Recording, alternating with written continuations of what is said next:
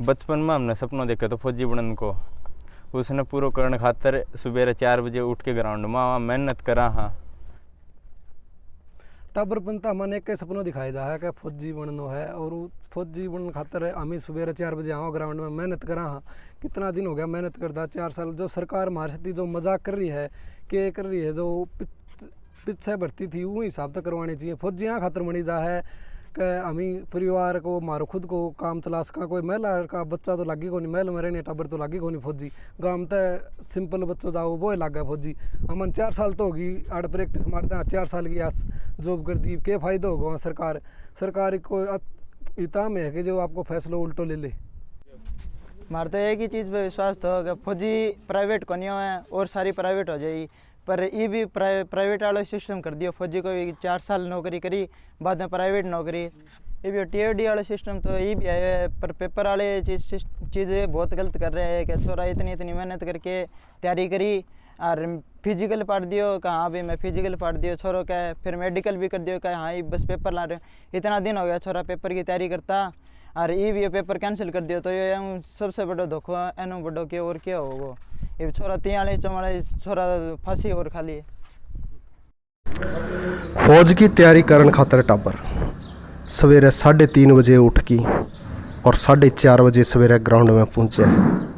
सिर्फ और सिर्फ फौज की तैयारी करने खातर जाया करता, देशभक्ति को जज्बो जगा के। जो देहात का टाबर हुए अनके मन में बचपन से ही देशभक्ति को जज्बो जगाया जाए है, और फिर उन टाबरा को एक ही लक्ष्य हो जाए है फौजी बनना।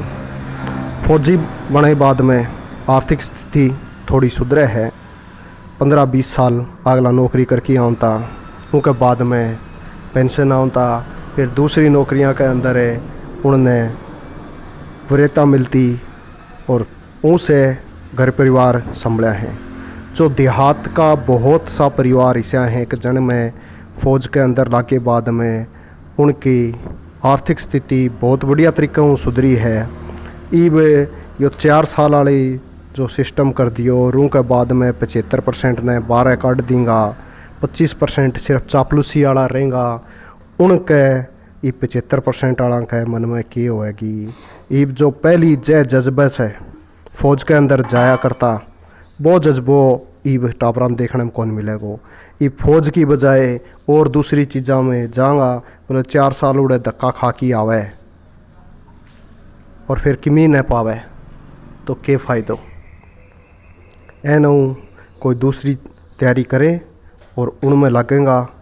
आने वाला टाइम में जो सैनिकों की कमी सरकार ने या देश ने सामना करना पड़ेगा, बहुत भविष्य की बात है।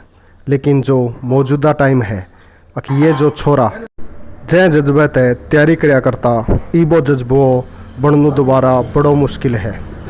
यदि सरकार टाइम से आपकी गलती मान की और पुरानी चीज़ फिर बहाल कर दे तो ये जज्बो फिर दोबारा जागो।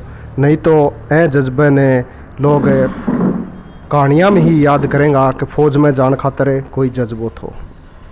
अंग्रेज़ों को जब भारत पर राज हो, जब अंग्रेज़ एडवर्टाइजमेंट दिया करता, बोले वर्दी और टोपी कौन पहनेगा, जो फ़ौज में भर्ती होगा वो पहनेगा। क्योंकि देहात का लोग फ़ौज में जानू चाया कौन करता जिदे, और शहरी तो कदे गया और ना जा और ना जावेगा।